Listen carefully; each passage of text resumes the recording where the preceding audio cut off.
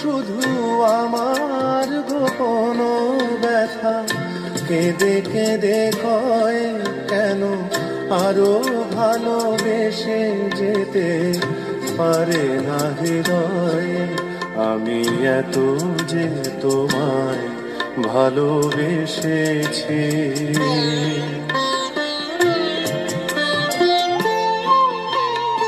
তোমার কাজল চোখে যে গভীর ছায়া কেঁপে ওঠে ও, তোমার আধারে ও যে হাসির মধু মায়া ফোটে ও,